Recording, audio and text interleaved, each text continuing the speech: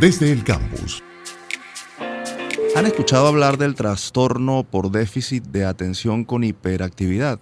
Pues bien, se trata de un desorden mental que comprende una combinación de problemas persistentes como dificultad para concentrarse, hiperactividad y conducta impulsiva. Según la Organización Mundial de la Salud, el TDAH, también conocido con esas siglas, puede afectar a entre 2% y 3% de los adolescentes y jóvenes, aunque muchas veces se presenta desde la niñez y puede pasar inadvertido. Por cierto, la Universidad de Monte Ávila de Caracas posee el diplomado en alteraciones del desarrollo infantil y juvenil, que entre otros tópicos ofrece formación sobre este trastorno que es más común de lo que parece. Para darnos más detalles sobre este tema, tenemos en la línea a la profesora Selene Monteverde. Ella es psicóloga, especialista en asesoramiento y desarrollo humano y docente, investigadora y directora del Centro de Estudios para la Discapacidad. Un gran saludo a todos los que nos escuchan, especialmente a Tamara y a Efraín. Muchísimas gracias por esta invitación. Profesora, ¿cuál es la situación de las personas con trastorno por déficit de atención con hiperactividad TDAH en Venezuela? ¿Hay estadísticas de cuántas viven con esa condición? Bueno, la situación del estudiante, sobre todo con TDA, que está dentro de esta condición en Venezuela, pues tiene diferentes características como siempre, ¿no? Con nuestro país que tiene diferentes matices. Hay muchas escuelas que están trabajando para conocer el TDA y están trabajando para poner en práctica lo que se llama el diseño universal de aprendizaje y hacer adaptaciones para que la educación sea mucho más constructivista y lleve más a la experiencia, que es lo que permite que una persona dentro de la condición tenga una mejor educación. Desgraciadamente, pues esto no está pasando en todas las escuelas, sino en algunas, sobre todo en las privadas. Hay muchas escuelas públicas donde hay muchos niños con TDAH y con otras condiciones también que no tienen la misma atención. ¿Cuáles son los signos que permiten a padres o familiares reconocer algún tipo de trastorno de este tipo en el niño y qué es lo primero que deben hacer para atenderlo? Bueno, en realidad, para contestar esta segunda pregunta sobre los signos que permiten a los padres saber si un niño tiene déficit de atención o no, es importante entender que el déficit de atención no es de fácil diagnóstico. El niño con déficit de atención normalmente es etiquetado por ser el flojo, si tiene hiperactividad, es el niño tremendo de la clase. Su impulsividad pues lo lleva a ser etiquetado también muchas veces con adjetivos como el fastidioso, todas estas cosas, y sobre todo el despistado de la familia. Muchas veces eso pasa desapercibido y resulta que es una persona que tiene déficit de atención. Si de verdad le ponemos una lupa a los signos del diagnóstico, es un niño que le cuesta mucho concentrarse, es el niño que se queda en el momento que se hacen copias del pizarrón, no termina los trabajos en clase, es un niño que procrastina muchísimo, le cuesta mucho organizarse, todas las funciones ejecutivas que tienen que ver con planificación, organización, responsabilidad, pues le es muy difícil desarrollar estas características. Por eso es que lo que se debe hacer es buscar un profesional. Realmente la atención adecuada está en manos de un equipo multidisciplinario, como ya les había dicho, en el que una psicopedagoga, un educador en las diferentes materias, a veces un neuropediatra o un psiquiatra tienen que intervenir en el caso de que sean medicados. No todos los niños con déficit de atención deben ser medicados. En realidad esto es un tema muy delicado. Es importante entender que el déficit de atención no es de fácil diagnóstico. El niño con déficit de atención normalmente es etiquetado por ser el flojo, si tiene hiperactividad, es el niño tremendo de la clase, su impulsividad pues lo lleva a ser etiquetado también muchas veces con adjetivos como el fastidioso, todas estas cosas, y sobre todo el despistado de la familia. Muchas veces eso pasa desapercibido y resulta que es una persona que tiene déficit de atención. Si de verdad le ponemos una lupa a los signos del diagnóstico, es un niño que le cuesta mucho concentrarse, es el niño que se queda en el momento que se hacen copias del pizarrón, no termina los trabajos en clase, es un niño que procrastina muchísimo, le cuesta mucho organizarse, todas las funciones ejecutivas que tienen que ver con planificación, organización, responsabilidad, pues le es muy difícil desarrollar estas características.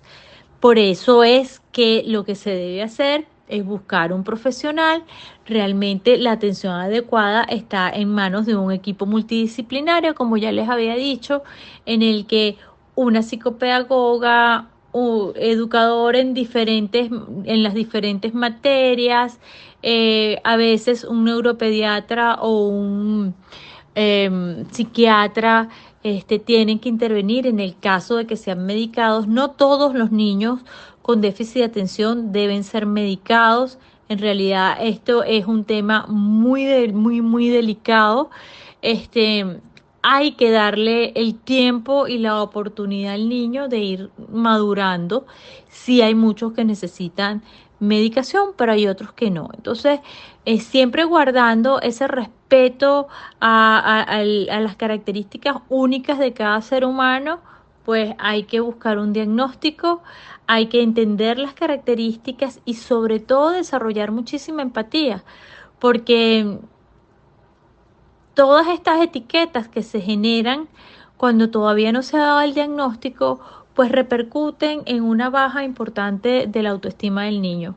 Entonces, es bien importante que los papás reaccionen lo más pronto posible, que la escuela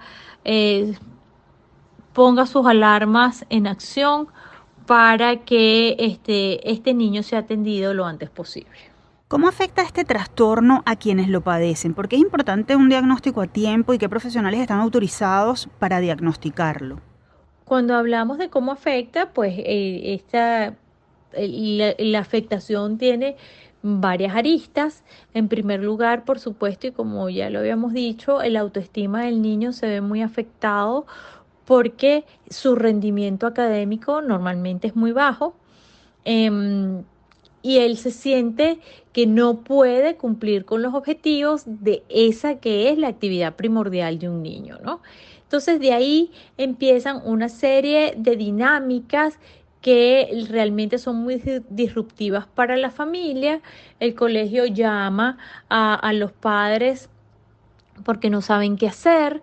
Los padres tienen que salir de su trabajo con mucha frecuencia para atender las necesidades del colegio.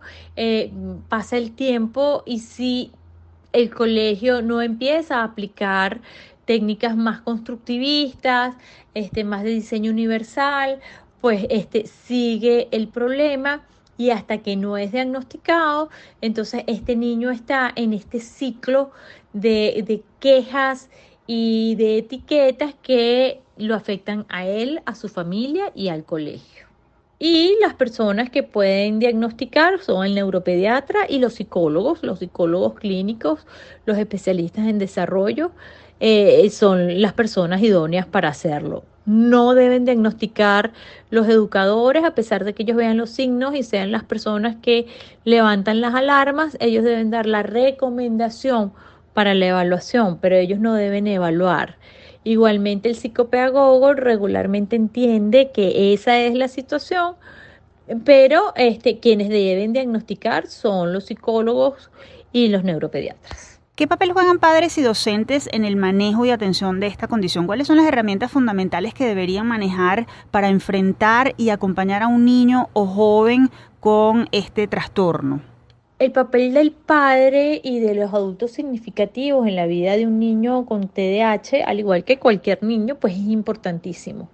El padre, en la medida que va conociendo las características de la persona con TDAH, debería ir desarrollando pues muchísima paciencia en primer lugar, porque es importantísimo saber darle las instrucciones a un niño, ¿no? A un niño con TDAH no se le puede dar instrucciones seguidas, o sea, un montón de cosas que hacer a la vez. Se le va dando instrucción por instrucción para que él pueda ir de alguna manera ejecutando una y después la otra, para que esté claro, porque si no, toda esa información se le enreda en la cabeza y a veces es desesperante para el resto de la familia. Entonces, el papel del padre debe ser el de muchísima paciencia, el de permitirle ser independiente. Eso también es muy importante. A veces le hacemos las cosas porque el niño se tarda mucho haciéndolas e inclusive lo vestimos. Hacemos cosas que lo ayudamos a bañarse cuando ya es grande, que son íntimas, que son privadas, y no, este niño necesita más que ningún otro ser independiente y hacer las cosas por sí mismo. La Universidad Monte Ávila ofrece un diplomado en alteraciones del desarrollo infantil y juvenil. ¿Cuál es su contenido y duración? ¿Quiénes pueden tomarlo y con qué capacitación salen aquellos que lo cursan? El diplomado de alteraciones al desarrollo infantil y juvenil es un diplomado que tiene casi 10 años de actividad ininterrumpida. La duración de este diplomado es de 120 horas. Se dan los sábados, mañana y tarde.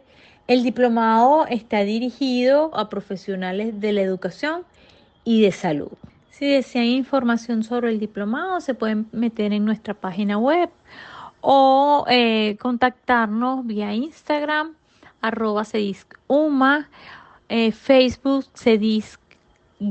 Universidad Monte Ávila, cedisc@uma.edu.be, que es nuestro correo electrónico. Nosotros estamos ubicados en Boleíta, planta baja, edificio de la biblioteca, Universidad Monte Ávila, Centro de Estudios para la Discapacidad. Desde ahí estaremos muy, muy gustosos de atenderlos y darles la información que requieran. Profesora Monteverde, gracias por haber compartido sus opiniones sobre este tema. Hasta una próxima oportunidad. Me siento muy, muy agradecida por este espacio y por la oportunidad de compartir con ustedes. Conversábamos con Selene Monteverde, psicóloga, docente, investigadora y directora del Centro de Estudios para la Discapacidad de la Universidad Monte Ávila. Si desean más información sobre el diplomado Alteraciones del Desarrollo Infantil y Juvenil, pueden consultar la cuenta @cediscuma.